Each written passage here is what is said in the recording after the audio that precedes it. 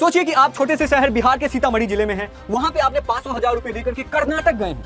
वहां पर आप 1,000 रुपए का मिनिमम लॉज में आप रहते हैं, कैसे कैसे पैसा जुटा करके आते हैं, 50-60 रुपए का खाना खाते हैं और अगले दिन सुबह उठ के जब आप एग्जाम देने जाते हैं, सेंटर पे 4-5 घंटे खड़े रहने के बाद आपको इन्विजिलेटर आके बोलता है कि भाई सर्वर डाउन हो चुका है, एग्जाम कैंसिल हो गया। हमारे देश में जो करोड़पति हैं वो अगर पैसा गबन करते हैं उनको बेल आउट मिल जाता है, वो दूसरे देश चले जाते हैं। लेकिन हमारे देश में जब एस्पिरेंट्स के लिए जो सिस्टम बना एग्जाम लेने के लिए, अगर वो फेल होता है तो कौन भुगतता है जानते हैं? वो एस्पिरेंट भुगतता है, उसके ऊपर में लाठी चार्ज की जाती है।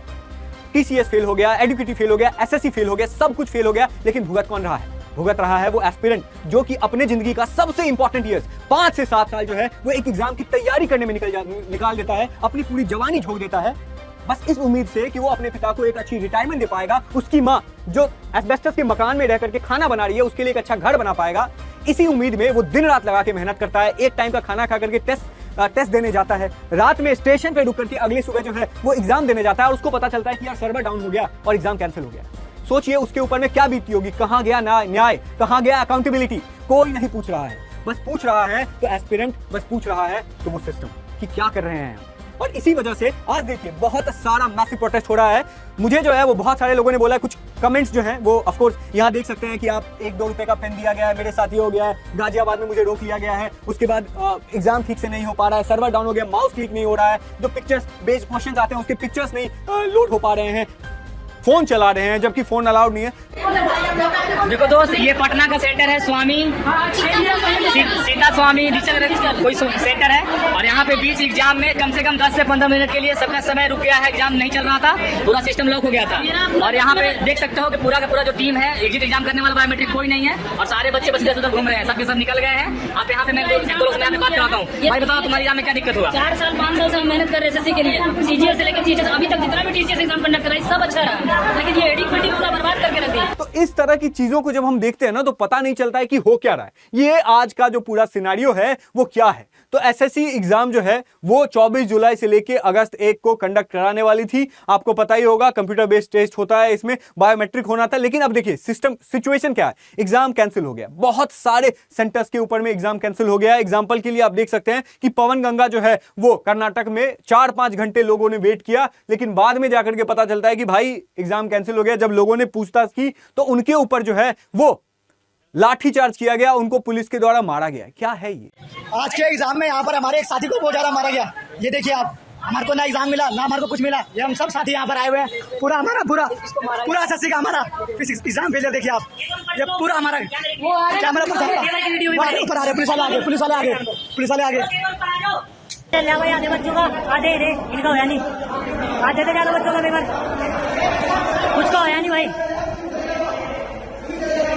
इनका होया नहीं भाई। यहाँ पे सर्वर क्रैश हो जाता है। प्रॉब्लम मैं आपको बता रहा हूँ, सर्वर क्रैश हो जाता है। कभी कभी जो क्वेश्चंस है उसमें, अब देखिए अभी जो एडुकेटी करवा रही है, पहले टीसीएस कराती थी, तो जो क्वेश्चंस हैं वो एआई जनरेटेड होते हैं। उसमें अब एआई तो भाई ह्यूमन नहीं है ना, उसको तो पता नहीं है ना, तो एआई क्या करता है, क्वेश्चन दे देता है, लेकिन जो पिक्चर है वो गायब हो गया और इसको जांच भी नहीं किया जा रहा है कि पिक्चर क्यों नहीं आ रहा है। उसके बाद जो माउस है वो कभी कभी क्लिक नहीं होता है, कभी पावर कट हो गया, कुछ भी हो रहा है यहाँ पे। उसके बाद देखिए जो इंफ्रास्ट्रक्चर है आप देख सकते हैं यहाँ पे, ये देखिए ये इस तरह की इंफ्रास्ट्रक्चर है, ये गार्ड साहब हैं, ये आप देख सकते हैं, ये जो पूरा कहां पे आप ले रहे हो यार? ऐसी व्यवस्था तो मजदूरों के लिए भी नहीं होती है। वही लोग जो आज इन सेंटर्स में एग्जाम देने जा रहे हैं, उन्हीं एग्जाम वालों, मतलब उन्हीं लोगों को आप बाद में एक्सपेक्ट करते हैं कि वो ऑफिसर्स जैसा बिहेव करेंगे, वो ऐसे व्यवस्था में जो है वो अपना जीवन काट रहे हैं। उसके बाद यहां देखिए जो इन्विजिलेटर हैं, देखिए एसएससी का रूल क्या है? एसएससी का रूल है ना कि भाई कोई फोन लेके नहीं आएगा। मोहतरमा को देखिए, ये फोटो ले रही है, रील बना रही है। उसके बाद जो इन्विजिलेटर हैं वो फोन यूज कर रहे हैं, कोई आईडी चेक्स नहीं हो रहा है। कहीं कहीं पे जो लोग हैं वो चीटिंग करते हुए पकड़े जा रहे हैं। अब सिचुएशन क्या है? सिचुएशन ये है कि जब 3-4 घंटे बच्चे परेशान होकर के, मतलब जब कोई निष्कर्ष नहीं निकलता है, सिक्योरिटी गार्ड तो आप देख ही रहे हैं कि कैसा है, उनके पास जो एसएससी को है वो कॉल किया जाता है, नो रिस्पॉन्ड, ईमेल किया जाता है, नो, कोई आंसर नहीं आता है, कोई कंप्लेंट रिड्रेशल नंबर नहीं है, कोई अकाउंटेबिलिटी नहीं है। ये हुआ क्यों है? तो सबसे पहले हमने देखा है कि टीसीएस के ऊपर में स्टार्टिंग में एलिगेशंस लगे थे, कॉस्ट कटिंग करनी थी सरकार को या जो भी करना था। टीसीएस जो है एसएससी का एग्जाम कराता था, पर बाद में अभी रिसेंटली जो है एसएससी जो है वो टीसीएस को हटा करके एक एडुकेटी करियर टेक्नोलॉजी है उसको ये एग्जाम करवाने का जो है जिम्मा सौंपती है। वो क्या करता है, अब वही एडुकेटी अब एडुकेटी जो है इसको पटवारी के एग्जाम में, ये वाला सीन आपको याद होगा, पटवारी के एग्जाम में उसी एडुकेटी को के ऊपर में पेपर लीक का इल्जाम लगा हुआ है, जो बहुत सारे ऑप्शन, मतलब मैं आपको एग्जांपल दे रहा हूं, एक दो एग्जांपल ही है। देखिए 2020 में दिल्ली पुलिस के द्वारा इसको ब्लैकलिस्ट कर दिया जाता है और उस ब्लैक लिस्टेड कंपनी के को जो है वो एसएससी जो है वो एग्जाम कराने के लिए बोलता है। और एसएससी में किस तरह के क्वेश्चंस आते हैं उनके ऊपर तो बात ही अभी नहीं कर सकते हैं। रिजल्ट क्या होता है, आप जब ब्लैक लिस्टेड कंपनी को दीजिएगा क्या रिजल्ट आएगा, जो रफ शीट है वो नहीं दिया जाता है, जो इमेज बेस्ड क्वेश्चन है वो लोड ही नहीं होता है, कोई सीसीटीवी मॉनिटरिंग नहीं है, सर्वर फेलियर हो जा रहा है, बार बार क्लिक करोगे कुछ नहीं आएगा, कभी कभी टाइम आउट हो जाता है कि भाई 20 मिनट पहले टाइम आउट हो गया, उसके बाद कभी कभी तो एग्जाम शुरू होने वाला है इस टाइम पे लेकिन शुरू हो जाता है कभी कभी। जो आपने एक वीडियो देखा होगा, ये वीडियो भी आप देखिए, जिसमें जो इधर एक कुछ लोगों का जो है बायोमेट्रिक हो गया, वो एग्जाम दे रहे हैं, बाकी के लोग जो हैं वो बाहर में एग्जाम का वेट कर रहे हैं, उनका बायोमेट्रिक नहीं हो गया। मतलब सोचिए ना कि इतने साल प्रिपरेशन करने के बाद लोग जो सोचते हैं ना, भगवान से मनाते हैं ना कि भाई मेरी प्रिपरेशन अच्छा चला जाए, जो मैंने क्वेश्चंस की प्रैक्टिस की थी वो क्वेश्चंस आ जाए। लेकिन अभी के टाइम पे लोग क्या है, भगवान से मनाते हैं पता है, कि भाई पावर कट ना हो, भाई जो क्वेश्चन है वो लोड हो जाए, भाई माउस का क्लिक करना काम, माउस जो है वो क्लिक काम करना बंद ना करे, सर्वर जो है वो काम करना बंद ना करे। मतलब इस तरह की सिचुएशन है। क्यों है सिचुएशन ये? तो अब इस सिचुएशन के ऊपर में बहुत सारे लोगों ने जो है वो क्वेश्चन किया ही है, हम भी इसीलिए आपके साथ हैं। और जनरली मैं इस तरह की वीडियोस नहीं बनाता हूं, बट अब जब स्टूडेंट की बात है ना, तो मैं भी स्टूडेंट रहा हूं, मुझे भी पता है कि किस तरह की सिचुएशन है। और टीसीएस के ऊपर में एडुकेटी के द्वारा एलिगेशन लगाया जाता है, वो कहते हैं कि ये जो एग्जाम सेंटर के बाहर जो भीड़ भाड़ हो रहा है वो टीसीएस ऑफिशियल्स जो हैं वो करा रही है, ठीक है, उनके ऊपर में आरोप लगाया जाता है। वो बोलते हैं कि एक सेंटर पे एडमिनिस्ट्रेटर जो है वो कहता है कि टीसीएस ऑफिशियल्स ने उनको बोला था कि सेंटर का गेट मत ओपन करना, स्टूडेंट का एंट्री डिले कर देना, उसके बाद जो कंफ्यूजन है वो क्रिएट करना। इसके ऊपर में जो है वो टीसीएस बाद में कहती है कि ये सब जो है वो फॉल्स प्रोपेगेंडा है। और अगर ऐसा होगा तो टीसीएस के नेटवर्क के पास इतना मतलब पावर है कि वो इस तरह की चीजें करा सकता है। लेकिन जो एसएससी है उनके पास दुनिया भर की मशीनरी है, गवर्नमेंट का पूरा रिसोर्सेज है, वो चीज नहीं करा पा रहा है। अब इसके बाद क्या करना चाहिए, सबसे इंपॉर्टेंट तो यही है। तो मेरा सबसे पहले यह है कि जब आप वन नेशन वन इलेक्शन की बात करते हैं, जब आप 140 करोड़ लोगों का एक साथ आप इलेक्शन कराना चाहते हैं, वो सेंटर में भी हो, स्टेट लेवल पे भी हो, सब कुछ आप एक साथ कराना चाहते हैं, तो फिर आप एक एसएससी का एग्जाम एक दिन में नहीं करा सकते हैं क्या? आपको प्राइवेट इंस्टीट्यूशन का क्या जरूरत है? जब इतना बड़ा लेवल पे एग्जाम हो रहा है, तो जैसे यूपीएससी एग्जाम कराती है, कंडक्ट कराती है, आप भी उसी तरीके से कराइए। आपको टीसीएस पे भरोसा नहीं है, एडुकेटी पे भरोसा नहीं है, आप एक सरकारी संस्था है और उससे सरकारी ऑफिशियल्स निकलेंगे कल को, उनके लिए आपको एक इतना दिन से आपके पास कुछ भी एक स्ट्रक्चर नहीं है जिसके लिए आप बना सकते हैं।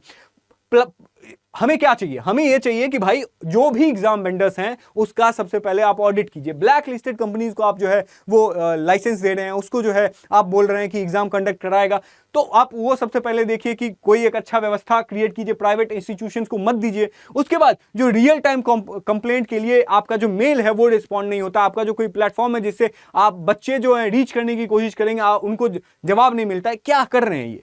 उसके बाद जब भी आप कंप्यूटर बेस्ड टेस्ट लेते हैं तो आप जाके देखिए ना, आपको उसी दिन जो इतना सारा प्रॉब्लम होता है, कोई अधिकारी जाके देख क्यों नहीं रहा है कि वहां पे सही से कंप्यूटर चल रहा है, सही से सर्वर काम कर रहा है, सही से जो वहां पे इलेक्ट्रिसिटी की व्यवस्था है, क्यों नहीं देखा जा रहा है। उसके बाद जब एग्जाम है, जो बच्चे बिहार से, यूपी से, कर्नाटक जैसे जगह में अपना, एक बच्चा मेरे को कह रहा था कि मेरे पापा जो हैं वो किसान क्रेडिट कार्ड से मेरे को 2000 रुपए निकाल के दिए हैं और तब मैं एग्जाम देने जा रहा हूं, और वो 2000 रुपए के बाद खर्च करने के बाद जब वो एग्जाम पहुंचता है, कैंसिल हो जाता है, आप उनको रिफंड करने की व्यवस्था कीजिए। वन टाइम एज रिलैक्सेशन उन लोगों के लिए कीजिए जिनका आपकी वजह से उनका फ्यूचर बर्बाद हुआ है, जिनके पास एज खत्म हो गया है, लास्ट टाइम एग्जाम था, उनके लिए आप कीजिए। तो इस तरीके से आप अगर करेंगे, आपको अगर सीरियसली देश में शिक्षा व्यवस्था के ऊपर में काम करना होगा, रिफॉर्म लाना होगा, तभी एग्जाम सेंटर्स जो हैं वो सही से काम चला। कभी पता चलता है कि बिहार में कोई एग्जाम क्रैश हो, मतलब स्कैम हो गया, कभी पता चलता है यूपी का ये एग्जाम जो है वो उसमें धांधली हो गया, क्या चल रहा है ये। आप अगर देश के इंफ्रास्ट्रक्चर, एजुकेशन का इंफ्रास्ट्रक्चर के ऊपर में काम नहीं कर सकते हैं, फिर कैसे बोल सकते हैं कि जो इंडिया है वो विश्व गुरु बन रहा है? कैसे आप बोल सकते हैं कि जो इंडिया है जो तरक्की कर रहा है? ये सब तो बेसिक नेसेसिटी है ना यार।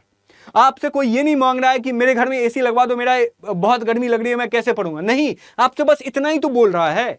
लाखों लाखों रुपए लोग खर्च करते हैं पढ़ाई करने के लिए, और आपसे कुछ रुपए खर्च नहीं किए जा रहे हैं इंफ्रास्ट्रक्चर के नाम पर। आप जो है वो जहां पे सेंटर जो है वो उसका इंफ्रास्ट्रक्चर अच्छा नहीं है, फैन की व्यवस्था नहीं है, एक एक रूम में 40-40, 50-50 बच्चे रहते हैं, सिर्फ एक फैन के नीचे रहते हैं। मतलब किस तरह की व्यवस्था आप प्रोवाइड कर रहे हैं? क्या आपके पास फंड की कमी है? इतना सारा टैक्स कलेक्ट होता है, इतना सारा जब करप्शन किया जाता है तब आपका ध्यान नहीं जाता है कहां है? तो इसके ऊपर में बहुत सारे लोग जो है वो प्रोटेस्ट कर रहे हैं, और मेरा क्वेश्चन सरकार से है कि इसके ऊपर में कार्रवाई कब किया जाएगा। खैर, इसके ऊपर में जो है वो बहुत सारे बैकलैश के बाद जो सेंटर है उन्होंने इस चीज को सुनने की कोशिश की है, उन्होंने एक फॉर्मल इन्वेस्टिगेशन बिठाया है, और एडुकेटी के ऊपर में और टीसीएस के ऊपर में जो है वो बात की जा रही है, लेकिन अभी भी कोई किसी को अकाउंटेबल नहीं ठहराया जाएगा। अब क्या होगा ये तो आने वाले टाइम में ही बताया जाएगा।